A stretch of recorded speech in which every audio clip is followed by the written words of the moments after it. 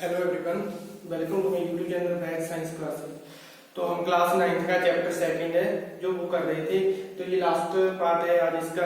एक तो इसमें हमारा टॉपिक रहेगा था फिजिकल चेंज और केमिकल चेंज में क्या डिफरेंस है, और साथ में रहेगा था हमारा कि हम सेपरेशन कैसे कर सकते हैं।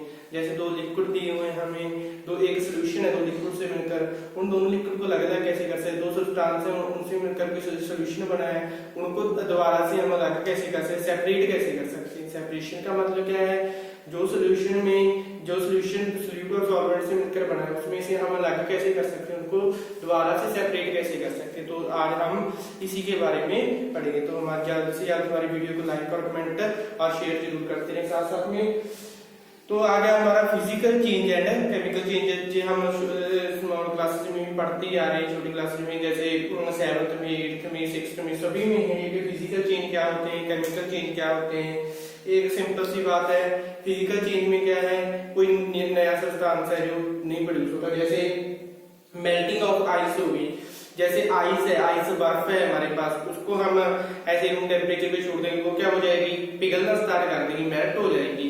ठीक है, मेल्ट हो गई, मेल्ट होके क्या बन गया वो वाटर। अगर उसको हम कोल्ड फ्रिज में रख देंगे तो दोबारा से क्या बन जाएगा, वो क्या बन जाएगा, आइस बन जाएगी।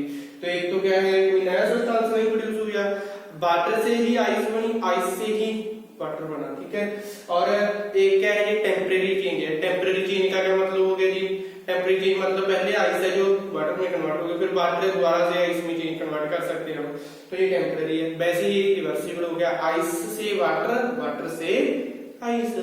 फिर केमिकल चेंज में क्या हो गया, केमिकल चेंज में कोई ना कोई न्यू सब्सटेंस फॉर्म होगा। जैसे हम एग्जांपल ये रस्टिंग ऑफ आयरन की, आयरन को रस्ट लगना, लोहे को जंग लगना कहते हैं जिसे हम। ठीक है, तो रस्ट का फॉर्मूला क्या बताया था मैंने, रस्ट का फॉर्मूला था क्या था जी, रस्ट का Fe2O3.XH2O। ठीक है, तो रस्टिंग ऑफ आयरन, आयरन के ऊपर रस्ट लग गया तो एक नया सब्सटेंस प्रोड्यूस हो गया। जब एक बार रस्ट लग गया तो हम उसे हटा नहीं सकते, तो वो क्या हो गया, परमानेंट चेंज हो गया, रिवर्सिबल भी नहीं है। एग्जांपल आ जाएगी rusting of iron, राइटनिंग of fruits. तो ये तो इजी सा टॉपिक था। ठीक है, तो नेक्स्ट है जो हमारा मेन टॉपिक है आज का, क्या करनी है हमने, सेपरेशन करनी है।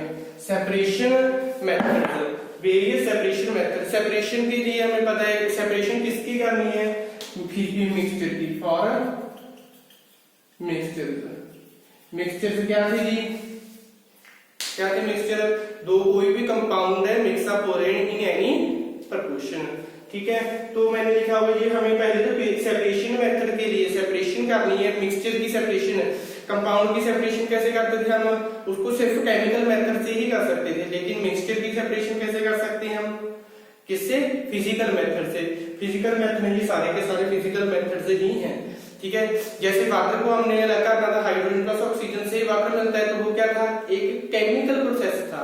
ठीक है, तो वैसे ही फिल्ट्रेशन क्या है, एक फिजिकल मेथड है।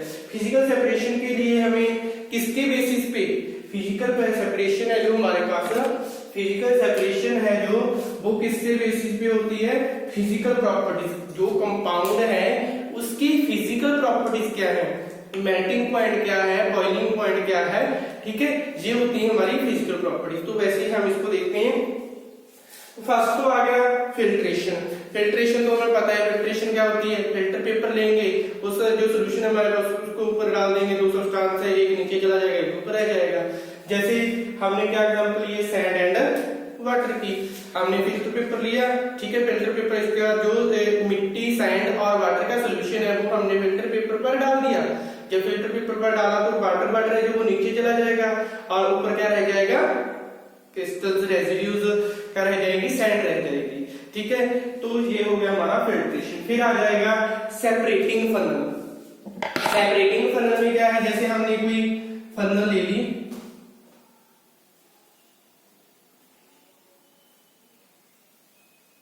ठीक है, यहां पे हमने इसको बंद कर दिया। मान लो इसमें हमने केरोसिन और वाटर का सोल्यूशन लिया है, तो कुछ समय के बाद क्या होगा, केरोसिन जो ऊपर चला जाएगा, जहां तक क्या क्या हो गया, केरोसिन हो गया। ठीक है, यहाँ पे केरोसिन, नीचे क्या आ गया, वाटर। फिर हम इसको ओपन कर देंगे। इसको ओपन करके जो वाटर, जब तक वाटर आता रहेगा, और जब वाटर बंद हो गया मतलब यहाँ पे केरोसिन स्टार्ट हो जाएगा, तो हम इसको बंद कर देंगे। तो वो क्या रह जाएगा, ऊपर केरोसिन रहेगा, नीचे क्या हो गया, वाटर में लिक्विड हो गया। तो ये हो गया हमारा सेपरेटिंग फनल का। इजी सा है बिल्कुल, बस दिमाग में समझ लेना अच्छे से, उतार बाद में लेना, पहले समझो अच्छे से। ठीक है, तो ये हो गया हमारा सेपरेटिंग फनल। थर्ड आ जाएगा मैग्नेटिक सेपरेशन। मैग्नेटिक सेपरेशन क्या होती है, मैग्नेटिक सेपरेशन का मतलब मैग्नेट के थ्रू हमने उसको सेपरेट करना है। क्या है एग्जांपल हमने ली है, iron filing and sulphur. Iron filling क्या होती है, आयरन फिलिंग लोहे की छोटी छोटी तारें ले ली, ठीक है, उसको हमने सल्फर के साथ मिक्सअप कर दिया। मिक्सचर बनाने के बाद हमने क्या किया, एक मैग्नेट लिया, मैग्नेट को ऊपर से घुमाते रहेंगे, जो आयरन फिलिंग्स हैं, जो लोहे की तार हैं, वो क्या मैग्नेट के साथ लग जाएंगी और सल्फर नीचे रह जाएगा। तो ये क्या हो गया हमारे पास, मैग्नेटिक सेपरेशन हो गई। फिर आ गया इवेपोरेशन। इवेपोरेशन तो बहुत इजी सा टॉपिक है, हम बहुत छोटी क्लास से पढ़ते आ रहे हैं। इवेपोरेशन का मतलब क्या है, वेपर्स बनना, गैसेस फॉर्म में चेंज करना। जैसे साल्ट और वाटर है, उसको हम हीट करेंगे तो वाटर के वेपर्स बनते रहेंगे, नीचे क्या रह जाएगा हमारे पास, सॉल्ट रह जाएगा। ठीक है, तो ये होगी इवेपोरेशन। इवेपोरेशन और क्रिस्टलाइजेशन बात एक ही है, सिर्फ फर्क क्या है इसमें, जब क्रिस्टलाइजेशन करेंगे तो उसमें कुछ ड्रॉप्स, क्रिस्टलाइजेशन में फ्यू ड्रॉप्स डाल देंगे हम, फ्यू ड्रॉप्स ऑफ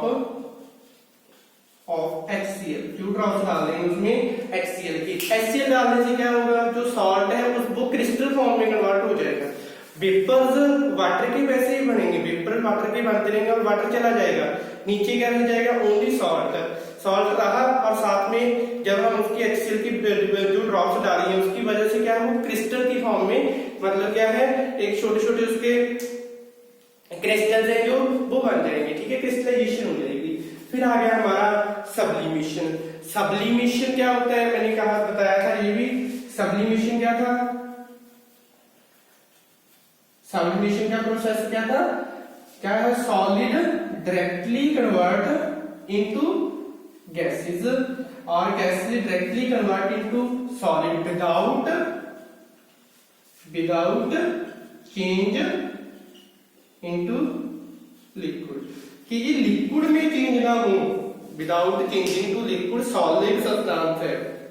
जैसे एग्जांपल है कि मैंने नैप्थलीन बॉल्स की, उसको हम अलमीरा में रखते हैं, कुछ समय के बाद क्या होता है, वो गायब हो जाती है। ठीक है, तो वो गायब नहीं होती क्योंकि वो सॉलिड फॉर्म में थी नैप्थलीन बॉल्स, जस्ट डायरेक्ट क्या किस फॉर्म में कन्वर्ट होगी, वो गैसेस फॉर्म में होगी।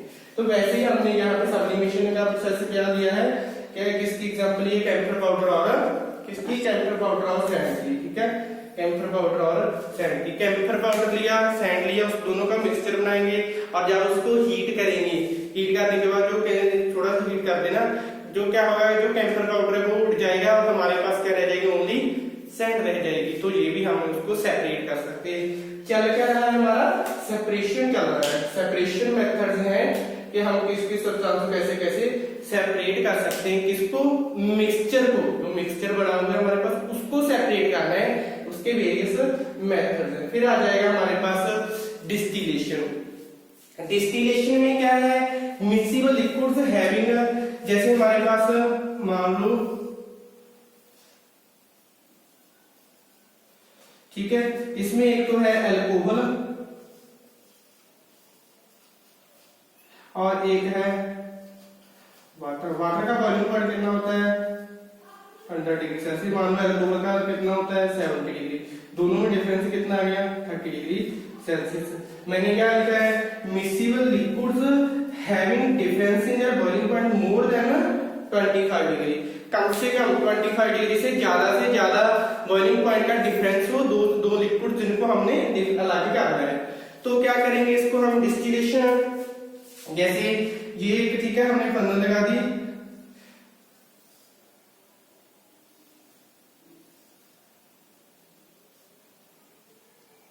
ठीक है, तो क्या होगा, जैसे जैसे हमें मालूम है कि वेपर्स बनेंगे, गैसेस फॉर्म में कन्वर्ट होता है, डिस्टिलेशन का प्रोसेस भी उसी वैसे ही होता है। तो क्या होता है, जब 70 डिग्री से सेल्सियस चला जाएगा अल्कोहल का बॉइलिंग पॉइंट, अल्कोहल का बॉइलिंग पॉइंट कितना है 70 डिग्री सेल्सियस है। जब 70 डिग्री तो अल्कोहल है उसकी ड्रॉप वेपर्स बनने स्टार्ट हो जाएंगे और वो ड्रॉप्स के थ्रू यहाँ पे स्टार्ट हो जाएंगे।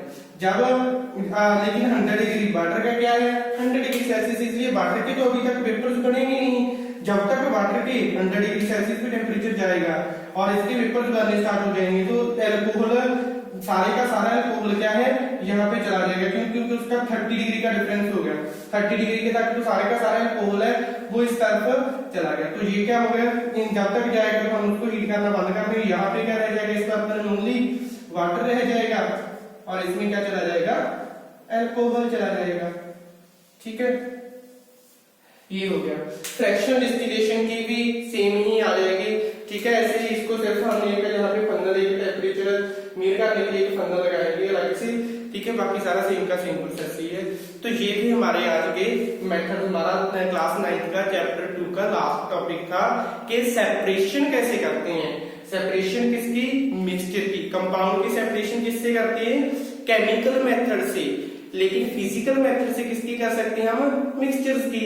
क्या क्या मेथड है उसके, फिल्ट्रेशन, एग्जांपल क्या आ गई, सैंड एंड वाटर। फिर आ गया सेपरेटिंग फनल, क्या एग्जांपल आ गई, kerosene and water. Magnetic separation क्या आ गई, iron filing and sulphur. Evaporation, salt and water. Crystallization की भी सेम ही आ जाएगी। सब्लिमेशन है, कैम्फर पाउडर एंड सैंड।